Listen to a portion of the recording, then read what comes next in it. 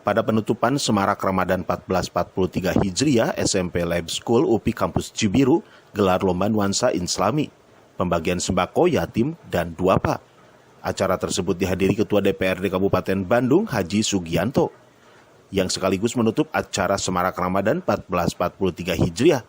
Acara tersebut dilaksanakan di SMP Lab School UPI Kampus Cibiru. Alhamdulillah kegiatan Semarak Ramadan ini kita mulai hari Senin Kang sampai hari sekarang terdiri dari beberapa kegiatan, ada lomba nuansa Islami, kemudian pembagian paket sembako bagi masyarakat sekitar dan duafa, kemudian ada tablik akbar dan buka bersama.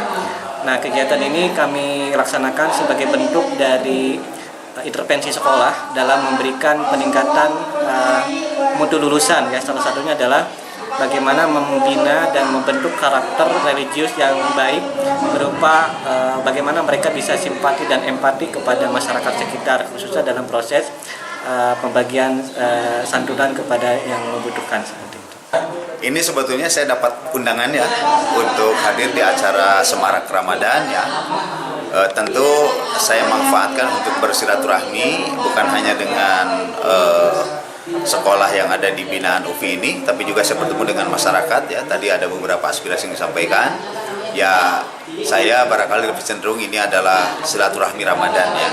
Kita berkunjung menyapa warga, mudah-mudahan apa yang menjadi aspirasi masyarakat dan itu menjadi kewajiban kami untuk mengakomodir, dan nanti kami pilah dan kita pilih mana ini kewenangan kabupaten, provinsi, dan pusat.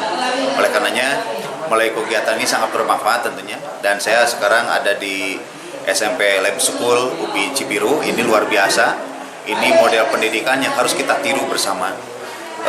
Para penyelenggara pendidikan saya pikir bisa meniru, tidak harus jauh-jauh kita studi banding ya.